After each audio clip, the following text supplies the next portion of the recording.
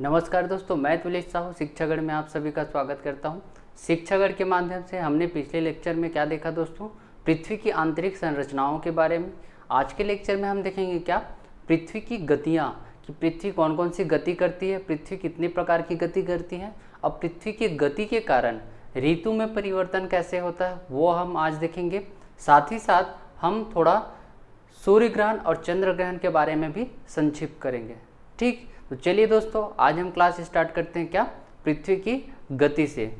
ठीक, motion of earth, पृथ्वी की कितने प्रकार की गति होती है जी, या पृथ्वी कितनी प्रकार की गति करती है।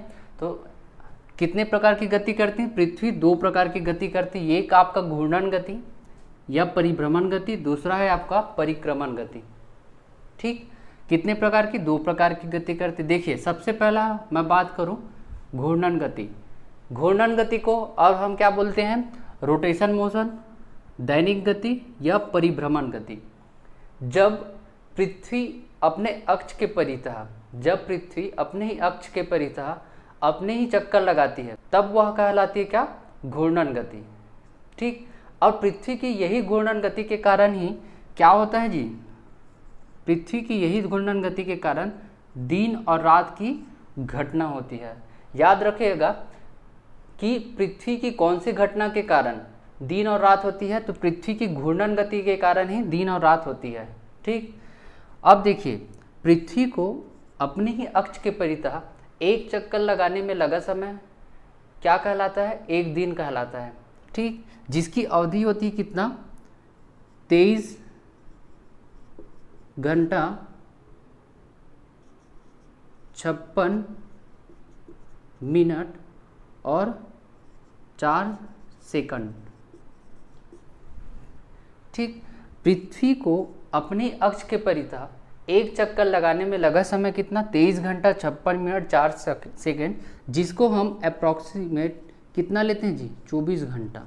कितना लेते हैं, 24 घंटा। अर्थात पृथ्वी को अपने अक्ष के परितः एक चक्कर लगाने में लगा समय कितना, 24 घंटा। इसी 24 घंटा को हम क्या बोलते हैं, एक दिन बोलते हैं। क्या, एक दिन। समझ आया इतना। ठीक, अब देखिए, एक चक्कर लगाने में कितना समय लग जा रहा है, एक दिन लग जा रहा है, 24 घंटा लग जा रहा है दोस्तों। इसीलिए एक दिन लग जा रहा है, इसीलिए हम इसको और क्या बोलते हैं, दैनिक गति। ठीक, अब देखिए, दूसरा आपका क्या है, परिक्रमण गति या फिर रिवोल्यूशन मोशन या फिर वार्षिक गति। ठीक, जब पृथ्वी अपने अक्ष के परितः घूर्णन गति तो करती है, साथ ही साथ अपने अक्ष के परितः घूर्णन गति करते हुए जब पृथ्वी सूर्य की क्या करेगी, एक अंडाकार मार्ग में या फिर अपने ही भूकक्षा में क्या करे, सूर्य की परिक्रमा करे, सूर्य की परिक्रमा करे, यह गति क्या कहलाती है, परिक्रमण गति, रिवोल्यूशन मोशन या फिर वार्षिक गति। वार्षिक गति हम इसलिए बोलते हैं क्योंकि पृथ्वी को सूर्य के एक चक्कर लगाने में जो लगा समय है वो कितना है, 365 दिन और 6 घंटा। पृथ्वी को सूर्य का एक चक्कर लगाने में लगा समय कितना है दोस्तों, 365 दिन और 6 घंटा। मतलब पृथ्वी को एक चक्कर सूर्य का एक परिक्रमण करने में 365 दिन 6 घंटा लग जाता है। अब यही 365 दिन को हम क्या बोलते हैं दोस्तों, वर्ष बोलते हैं। 365 दिन को हम क्या बोलते हैं, हम एक वर्ष बोलते हैं ना। ठीक, अब 365 दिन को एक वर्ष जब हम बोलते हैं तो हमारे पास जो 6 घंटा है वो एक्स्ट्रा टाइम है, 6 घंटा एक्स्ट्रा टाइम है। तो आप सबको पता है एक सामान्य वर्ष में जो एक वर्ष का जो समय है, एक सामान्य वर्ष में कितने दिन का होता है जी, एक सामान्य वर्ष 365 दिन का होता है। लेकिन यदि मैं बात करूं एक लीप वर्ष या एक अधिवर्ष की बात करूं तो उसमें क्या हो जाता है, एक अधिवर्ष कितने दिन का हो जाता है, 366 दिन का, 366 दिन। इसी को हम क्या बोलते हैं, और लीप वर्ष। अब ये 366 दिन का कैसे होता है, देखिए हमारे पास 6 घंटा, एक साल में 6 घंटा एक्स्ट्रा है, तो आने वाले 3 साल में 18 घंटा, आने वाले चौथे साल में क्या हो जाएगा, 6 चौक 24 घंटा। अब आप सबको पता है 24 घंटा बराबर क्या होता है, एक दिन होता है। तो आने वाले हर 3 साल बाद जो चौथा वर्ष आता है या फिर आने वाले जो चौथा वर्ष है वो हर एक चौथा वर्ष क्या होता है, लीप वर्ष होता है। ठीक, हर एक आपका चौथा वर्ष क्या होता है, लीप वर्ष होता है, जिसकी दिन की वैल्यू कितनी होती है, एक सामान्य वर्ष से एक ज़्यादा, सामान्य वर्ष से एक ज़्यादा मतलब 366 दिन का। जैसे कि 2016 एक लीप वर्ष, 2016 के बाद आप 4 प्लस कर दो 2020 एक लीप वर्ष, 2024 आपका लीप वर्ष। समझ आया ऐसे। ठीक, अब देखिए, जब पृथ्वी क्या करे जी, सूर्य की परिक्रमा करे। जब पृथ्वी सूर्य की क्या करे, परिक्रमा करे। जब परिक्रमा जब करती है सूर्य पृथ्वी की, तो कुछ ऐसे दो ऐसे बिंदु मिलती है, दो ऐसे जगह मिलती है जहाँ पर सूर्य से पृथ्वी की दूरी अधिकतम हो, और दूसरा बिंदु सूर्य से पृथ्वी की बिंदु जो है दूरी है वो न्यूनतम हो। मतलब पृथ्वी सूर्य की निकटतम दूरी पर हो या फिर पृथ्वी सूर्य से अधिकतम दूरी पे हो, ये दो बिंदु मिलती है दोस्तों। तो देखिए यहाँ, जैसे देखिए पृथ्वी से सूर्य के बीच की ये अधिकतम दूरी आपको दिख रहा है, अधिकतम दूरी। पृथ्वी से सूर्य के बीच की ये आपको क्या दिख रहा है दोस्तों, न्यूनतम दूरी दिख रहा है, न्यूनतम दूरी दिख रहा है। ठीक, यही अधिकतम दूरी है। इस अधिकतम दूरी को हम और क्या बोलते हैं, अपसौर। क्या बोलते हैं दोस्तों, अपसौर। अपसौर को और हम किस नाम से जानते हैं, अफेलियन। क्या, अफेलियन।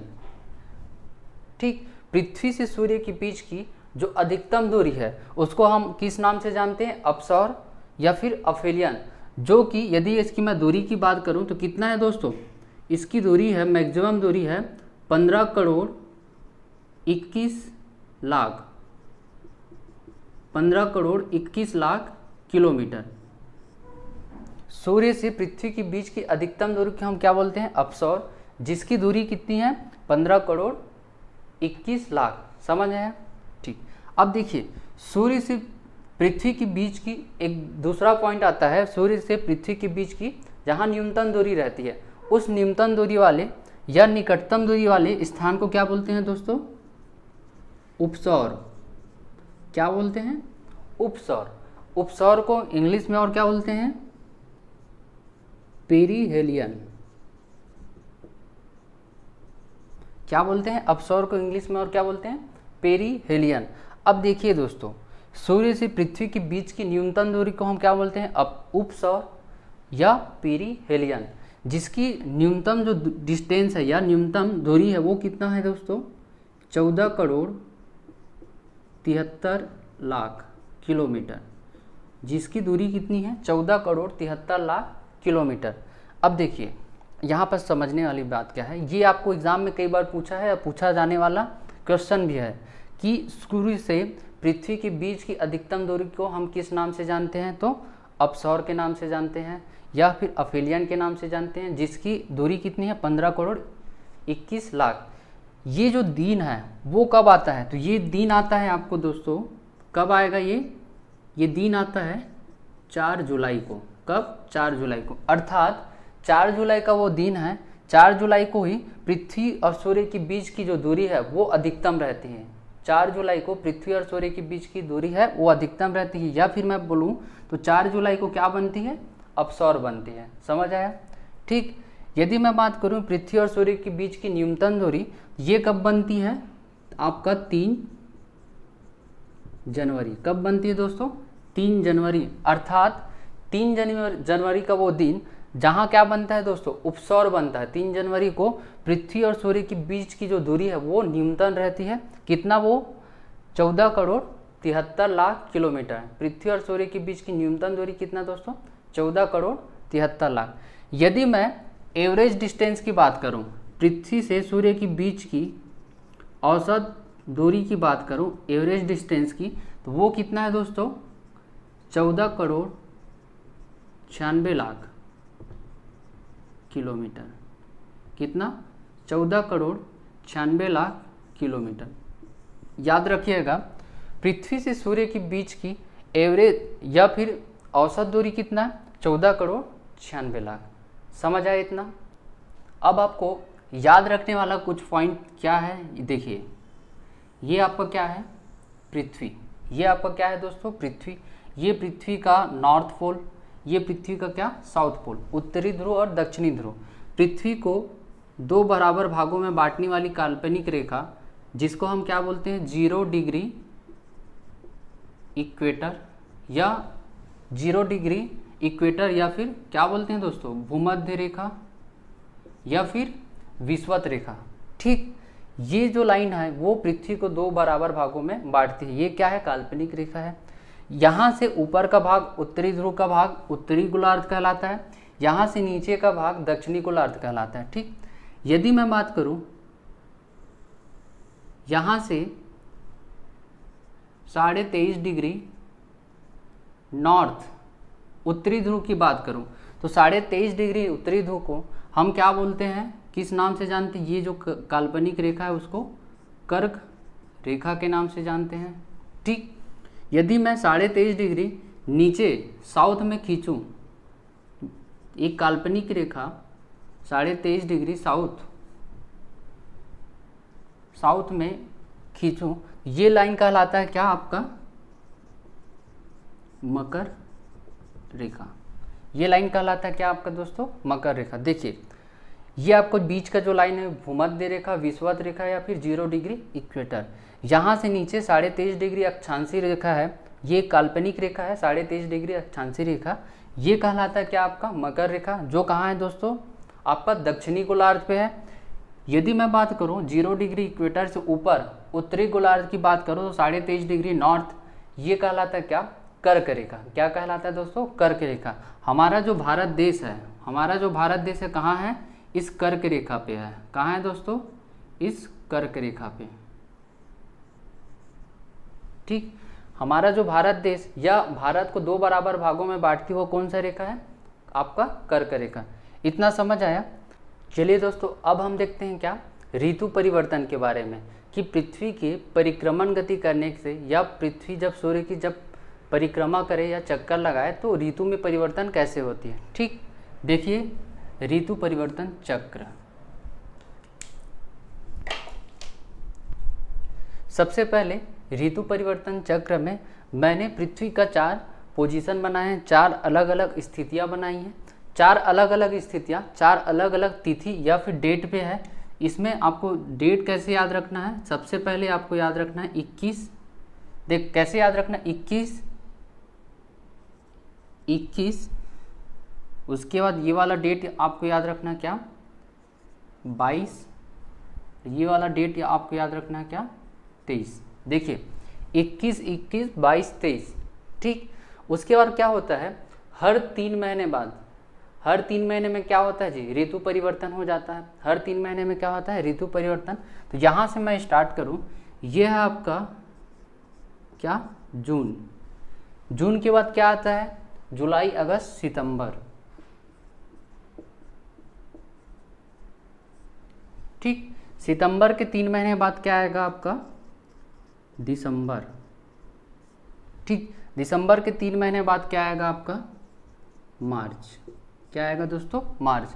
आपको 4 डेट याद रखना है, कौन कौन सा, 21 जून, 21 मार्च, 22 दिसंबर और 23 सितंबर। ये 4 डेट आपको याद रखना है। याद रखने का तरीका भी देख लीजिए, 21, 22, 23। उसके बाद हर 3 महीने के गैप में आपको लिख देना जैसे जून के बाद सितंबर, 3 महीने बाद सितंबर के 3 महीने बाद दिसंबर, दिसंबर के 3 महीने बाद क्या, मार्च। इतना समझ आया। ठीक, अब देखिए, अब मैं यदि बात करूं सूर्य का प्रकाश 21 जून वाले पोजीशन में, देखिए 21 जून वाली स्थिति में जब सूर्य यहाँ है तब क्या होगा, जब सूर्य का प्रकाश सीधी मार्ग में, सूर्य का प्रकाश का सीधी रेखा कहाँ पड़े जी, पृथ्वी के कर्क रेखा पे पड़ती। कहाँ, पृथ्वी की कर्क रेखा पे। तब क्या होगा, सूर्य का प्रकाश जब सीधी कहाँ पड़ रही, पृथ्वी की कर्क रेखा पे पड़ रही है। ठीक, तब पृथ्वी के जैसे कर्क रेखा पे पड़ती, तब होता क्या है कि यहाँ जो कर्क रेखा के निवासी या फिर कर्क रेखा में जितने भी देश हैं, कर्क रेखा में जितने भी देश या फिर कर्क रेखा के जितने भी देशवासी हैं, इन सभी के लिए कैसा समय रहेगा, गर्मी का समय रहेगा, क्योंकि सूर्य का प्रकाश डायरेक्ट कहाँ पड़ रहा है, कर्क रेखा पे पड़ रहा है। मतलब यहाँ कर्क रेखा पे ही क्या है, हमारा देश है। आप सबको पता है ना, कर्क रेखा पे ही क्या है जी, भारत देश है। है ना। भारत देश भी कहाँ है, कर्क रेखा पे, एक कर्क रेखा ही है जिसको कर्क रेखा ही भारत को 2 बराबर भागों में बांटती है। अर्थात भारतवासियों के लिए, हमारे लिए कैसा रहेगा, ग्रीष्म ऋतु का समय रहेगा, क्योंकि सूर्य का प्रकाश डायरेक्ट कहाँ पड़ रहा है, कर्क रेखा पे पड़ रहा है। ठीक, यहाँ पास याद रखने वाली बात क्या है, 21 जून का जो दिन होता है वो कर्क रेखा के निवासियों के लिए सबसे बड़ा क्या होता है, दिन होता है। 21 जून जो होता है दोस्तों, 21 जून भारतवासियों या फिर कर्क रेखा में जितने भी देश हैं उन सभी के लिए क्या होता है, 21 जून का जो दिन होता है वो सबसे बड़ा दिन होता है, साल में सबसे बड़ा दिन। ठीक, अब दिन सबसे बड़ा मतलब रात क्या होगा जी, सबसे छोटा क्या होगा, रात होगा। तो सबसे छोटी रात कब होगी, 21 जून। सबसे छोटी रात भी कब होगी, 21 जून। तो याद रखने वाला पॉइंट क्या है, 21 जून को भारत वाले को लिए या फिर क्या बोलना चाहिए, कर्क रेखा के निवासियों के लिए सबसे बड़ा दिन और सबसे छोटा रात। इतना समझ आया। अब देखिए, अब सूर्य का प्रकाश 3 महीने बाद क्या होगा, यहाँ से कर्क रेखा से कहाँ जाएगा, भूमध्य रेखा की ओर जाएगा। देखिए, सबसे पहले मैं बता दूं कि पृथ्वी में सूर्य का प्रकाश डायरेक्ट कहाँ कहाँ पड़ती है। ये आपका कर्क रेखा, भूमध्य रेखा, मकर रेखा, ये 3 लाइन है, ये 3 काल्पनिक रेखा है। इन्हीं 3 काल्पनिक रेखा के ऊपर से नीचे, यहीं से कर्क रेखा से नीचे भूमध्य रेखा, भूमध्य रेखा के नीचे मकर रेखा, मकर रेखा के ऊपर भूमध्य, भूमध्य के ऊपर कर्क। यही तीन महीने के अंतराल में, 3 महीने के अंतराल में कहाँ आएगा, भूमध्य, फिर भूमध्य के 3 महीने बाद कहाँ आएगा, मकर, मकर के फिर 3 महीने बाद ऊपर कहाँ जाएगा, भूमध्य, फिर भूमध्य के 3 महीने बाद कहाँ जाएगा, कर्क। अर्थात सूर्य का जो प्रकाश है सीधी रेखा पे कहाँ कहाँ पड़ती है, कर्क रेखा से मकर रेखा 23.5 डिग्री नॉर्थ से 23.5 डिग्री साउथ के बीच पे ही पड़ती है। बाकी जगह सूर्य के प्रकाश नहीं पड़ती, बाकी जगह सूर्य का प्रकाश, या फिर मैं बात करूँ 23.5 डिग्री नॉर्थ या फिर 23.5 डिग्री साउथ के ऊपर या नीचे सूर्य का प्रकाश नहीं पड़ता, डायरेक्ट नहीं पड़ता। ठीक, तब हम देखेंगे यहाँ कर्क रेखा से अब 3 महीने बाद कहाँ चले गए, सितंबर, 23 सितंबर। ठीक, 23 सितंबर दूसरा पोजीशन देखिए। 3 महीने बाद ये सूर्य का प्रकाश कहाँ आ गया दोस्तों, भूमध्य रेखा पे आ गया।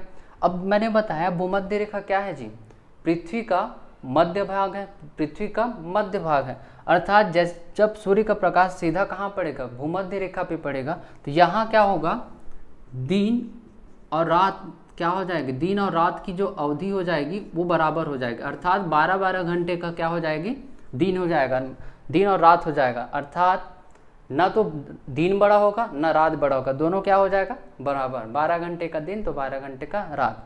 भूमध्य रेखा के निवासियों के लिए क्या होता है, जब सूर्य का प्रकाश जब भूमध्य रेखा पे सीधी पड़ती है तो दिन और रात बराबर हो जाती है। इतना समझ आया। ठीक, अब देखिए फिर यहाँ पर एक बार और देखिए, जब भूमध्य रेखा पे सीधी पड़ती है तो आपका उत्तरी जो गोलार्ध है, उत्तरी गोलार्ध में क्या होता है जी, कौन सा ऋतु रहता है, बसंत ऋतु। और दक्षिणी गोलार्ध पे कौन सा ऋतु, शरद ऋतु पड़ती है। उत्तरी गोलार्ध पे बसंत और दक्षिणी गोलार्ध पे शरद ऋतु। ठीक, फिर 3 महीने की बाद मैं यदि बात करूं, 3 महीने बाद क्या होगा जी, भूमध्य रेखा से अब कहाँ आएगा सूर्य का प्रकाश, नीचे आएगी। भूमध्य रेखा से जब सूर्य का प्रकाश जब नीचे कहाँ आएगी, मकर रेखा पे। 3 महीने बाद, ये डेट याद रखना, 22 दिसंबर। ठीक, भूमध्य रेखा से अब सूर्य का प्रकाश कहाँ आएगी दोस्तों, मकर रेखा पे। ठीक, तब भूमध्य रेखा से जब सूर्य का प्रकाश मकर रेखा पे जब आएगी तो देखिए सूर्य का प्रकाश सीधा कहाँ पड़ रही है, मकर रेखा पे। कहाँ पड़ रही दोस्तों, मकर रेखा पे। तब क्या होगा, मकर रेखा के निवासियों के लिए क्या पड़ेगा जी, सूर्य का प्रकाश सीधा पड़ रहा मतलब गर्मी रहेगा। और आपका उत्तरी गोलार्ध में या फिर मैं बात करूँ कर्क रेखा में क्या रहेगा, शीत ऋतु रहेगा। अब आपका मकर रेखा में ग्रीष्म ऋतु रहेगा। ठीक, मकर रेखा के निवासियों के लिए, मकर रेखा में जितने भी देश हैं उन सभी के लिए 22 दिसंबर का जो आपका दिन है वो सबसे बड़ा दिन रहेगा, सबसे बड़ा दिन। कब, 22 दिसंबर का दिन है मकर रेखा वालों के लिए, कर्क रेखा वालों के लिए नहीं। हम कहाँ रहते हैं, कर्क रेखा पे, हमारे लिए नहीं, ये मकर रेखा के निवासियों के लिए सबसे बड़ा दिन 22 दिसंबर। अब दिन बड़ा है मतलब रात छोटी होगी। सबसे छोटी रात कब, सबसे छोटी रात और सबसे बड़ा दिन कब होता है जी, 22 दिसंबर को। कब? 22 दिसंबर को। ठीक, इतना समझ आया। अब देखिए दोस्तों, यहाँ पर समझने वाली बात क्या है, जब सूर्य का प्रकाश भूमध्य रेखा पे था, भूमध्य रेखा से कहाँ आया? नीचे आया। कहाँ? मकर रेखा। अभी कहाँ था? भूमध्य में। भूमध्य से हम कहाँ आ गए? नीचे मकर रेखा पे। सूर्य का प्रकाश अभी सीधा भूमध्य पे पड़ रहा था, अब सीधा कहाँ पड़ रहा है? मकर पे। मतलब भूमध्य से नीचे कहाँ आया? दक्षिणी गोलार्ध में आया। दक्षिणी गोलार्ध में मकर पे आया। यही कहलाता है क्या दोस्तों? दक्षिणायन। जब सूर्य का प्रकाश भूमध्य रेखा से नीचे दक्षिणी गोलार्ध पे आए, वही कहलाता है क्या? दक्षिणायन। ठीक, जब सूर्य का प्रकाश भूमध्य रेखा से ऊपर उत्तरी गोलार्ध की ओर जाए, उत्तरी गोलार्ध की ओर गमन करे, वही कहलाता है क्या? उत्तरायण। याद है? देखिए, ये आपका भूमध्य रेखा, ये आपका कर्क रेखा, ये आपका मकर रेखा। जब सूर्य का प्रकाश हर एक 3 महीने बाद क्या होता है, ये सूर्य का प्रकाश जैसे अभी भूमध्य रेखा पे 3 महीने बाद कहाँ चले जाएगा? ये आपका कर्क रेखा पे। तो कहाँ जा रहा है? उत्तर दिशा की ओर जा रहा है, इसलिए इसको कहते हैं क्या? उत्तरायण। क्या? उत्तरायण। ठीक, अब 3 महीने बाद ये सूर्य का प्रकाश कहाँ जाएगा? फिर से भूमध्य रेखा पे। भूमध्य रेखा पे फिर 3 महीने बाद ये सूर्य का प्रकाश भूमध्य रेखा से कहाँ आएगा? मकर रेखा पे। कहाँ आ रहा है जी? दक्षिणी गोलार्ध पे आ रहा है। दक्षिणी गोलार्ध पे, दक्षिणी गोलार्ध में मकर रेखा पे आ रहा है, यही कहलाता है क्या आपका? दक्षिणायन। ठीक, यही कहलाता है क्या आपका? दक्षिणायन। फिर 3 महीने बाद ये मकर से कहाँ चला जाएगा? आपका भूमध्य रेखा पे। कहाँ चले जाएगा? भूमध्य रेखा पे। तो आपको पता होना चाहिए उत्तरायण किसको बोलते हैं, दक्षिणायन किसको बोलते हैं।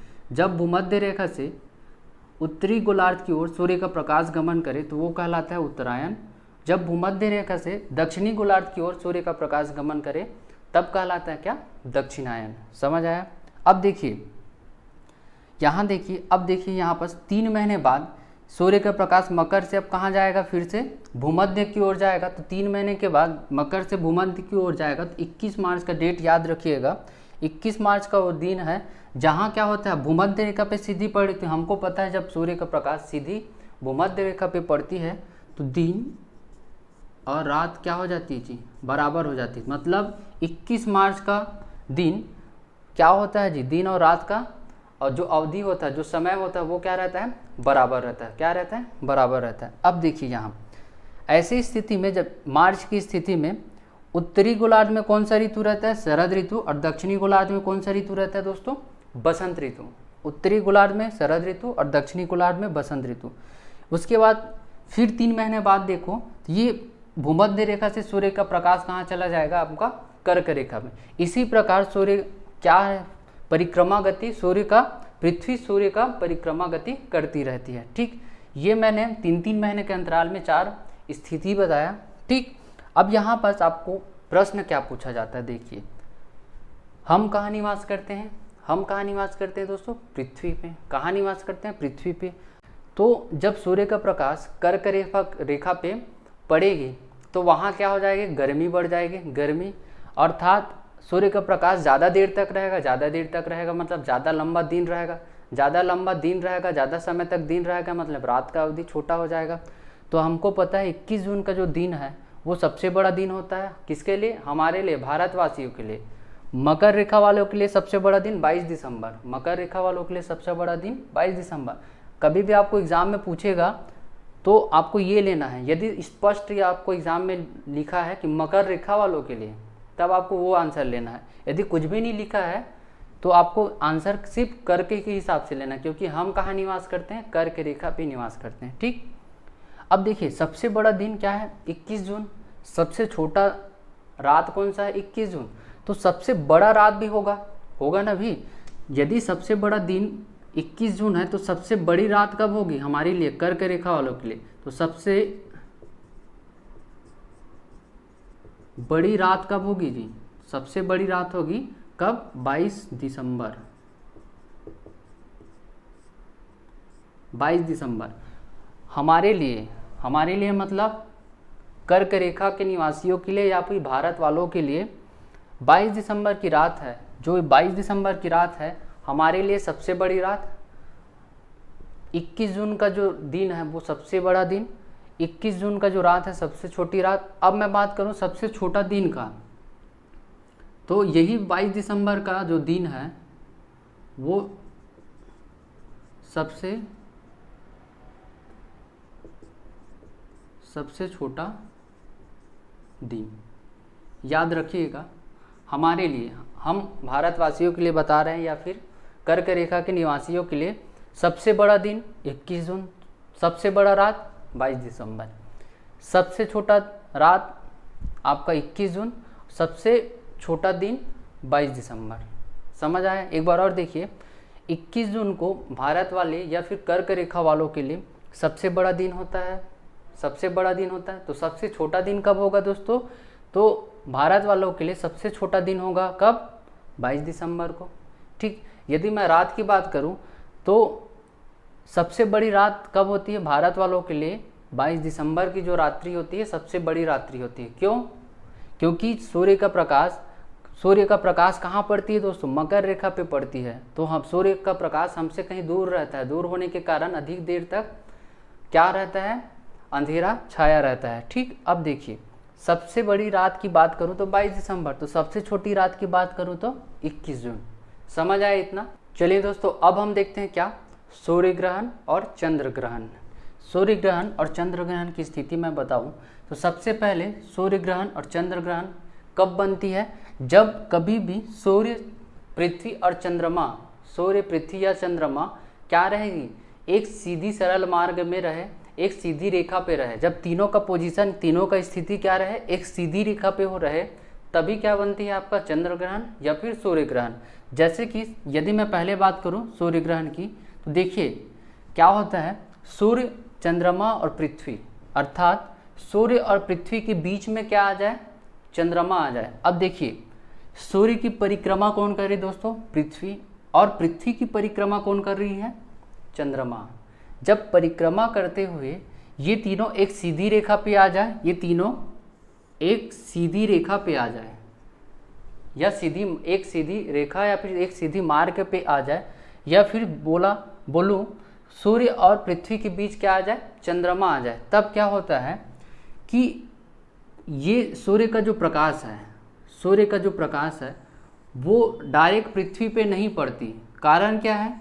क्योंकि सूर्य के प्रकाश को कौन रोक देता है जी? बीच में चंद्रमा आने के कारण सूर्य का प्रकाश किसके द्वारा रुक जाता है? चंद्रमा के द्वारा। और जो चंद्रमा का जो परिछाई है, चंद्रमा का परिछाई वो कहाँ, किस पे पड़ती है?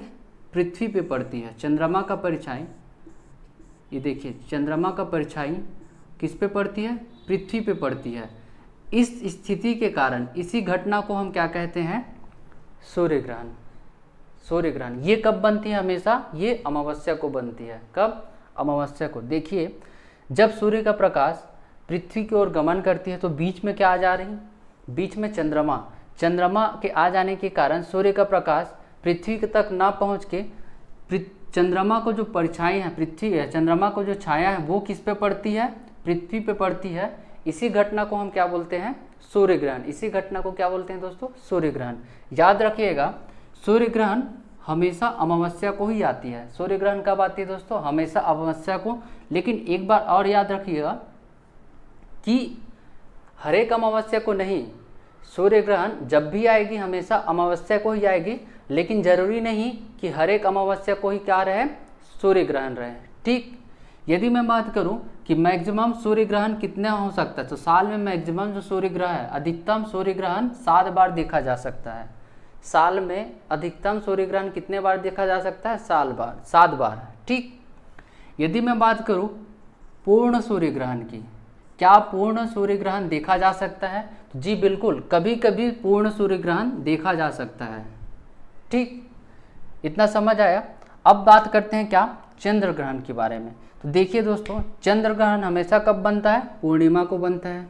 ये भी सेम स्थिति है, चंद्र ग्रहण हमेशा कब बनता है? पूर्णिमा को। लेकिन जरूरी नहीं कि हर एक पूर्णिमा को चंद्र ग्रहण हो, लेकिन कभी भी सूर्य जब आपका चंद्र ग्रहण होगा वो कब बनेगा? आपका पूर्णिमा को ही बनेगा। ठीक, इस स्थिति में क्या होता है? सूर्य और चंद्रमा के बीच में क्या आ जाती है? ये सूर्य, पृथ्वी और चंद्रमा तीनों क्या रहती है? एक सीधी रेखा पे रहती है। ऐसी स्थिति में चंद्रमा और सूर्य के बीच में क्या आ जा रही दोस्तों? चंद्रमा और सूर्य के बीच में पृथ्वी आ जा रही है। यहाँ पर सब देखिए, जब सूर्य का प्रकाश आगे गमन करती है तो सूर्य का जो प्रकाश है पृथ्वी तक तो पहुंचती है, सूर्य का प्रकाश कहाँ पहुंचती है, पृथ्वी तक तो पहुंचती है, लेकिन चंद्रमा तक नहीं पहुंच पाती, चंद्रमा तक नहीं पहुंच पाती। तब क्या होगा, पृथ्वी तक जब पहुंचेगी तो पृथ्वी का जो छाया है या पृथ्वी का जो परछाई है वो किस पे पड़ेगी दोस्तों, पृथ्वी का जो परछाई, पृथ्वी का परछाई या फिर पृथ्वी का जो छाया है वो किस पे पड़ेगी, चंद्रमा पे पड़ेगी। पृथ्वी का छाया या फिर परछाई किस पे पड़ेगी, चंद्रमा पे पड़ेगी। यही स्थिति क्या कहलाती है, चंद्र ग्रहण कहलाती है। यही स्थिति क्या कहलाती है दोस्तों, चंद्र ग्रहण। देखिए एक बार और, पृथ्वी, सूर्य, पृथ्वी और चंद्रमा जब तीनों सरल और सीधी रेखा पे हो तब क्या होगा, सूर्य का प्रकाश चंद्रमा तक नहीं पहुंच पाती, इसीलिए पृथ्वी का जो छाया है, पृथ्वी का छाया किस पे पड़ती है, चंद्रमा पे पड़ती है। यही घटना क्या कहलाती है दोस्तों, चंद्र ग्रहण। यही घटना क्या कहलाती है, चंद्र ग्रहण। ये कब होती है दोस्तों, ये हमेशा होती है पूर्णिमा को, लेकिन याद रखिएगा हर एक पूर्णिमा को चंद्र ग्रहण नहीं होती, लेकिन कभी भी चंद्र ग्रहण जब होती है वो कब होती है, पूर्णिमा को ही होती है। ठीक, यदि मैं बात करूं साल में कितने बार चंद्र ग्रहण देखा जा सकता है, तो साल में 7 बार चंद्र ग्रहण देखा जा सकता है। ठीक, यदि मैं बात करूं पूर्ण चंद्र ग्रहण की, तो पूर्ण चंद्र ग्रहण क्या देखा जा सकता है, तो नहीं, पूर्ण चंद्र ग्रहण कभी भी नहीं देखा जा सकता। पूर्ण सूर्य ग्रहण देखा जा सकता है, तो हाँ बिल्कुल कभी कभी पूर्ण सूर्य ग्रहण देखा जा सकता है, लेकिन पूर्ण चंद्र ग्रहण नहीं देखा जा सकता, क्योंकि सूर्य, पृथ्वी और चंद्रमा ये तीनों का आकार क्या है, अलग अलग है। तीनों का आकार क्या है दोस्तों, भिन्न है, इसीलिए कभी भी पूर्ण सूर्य कभी भी आपका पूर्ण चंद्र ग्रहण नहीं देखा जा सकता। समझ आया दोस्तों। ठीक, यदि ये पूरा वीडियो आपको अच्छा लगा दोस्तों तो प्लीज़ लाइक करें, शेयर करें और सब्सक्राइब करें। धन्यवाद।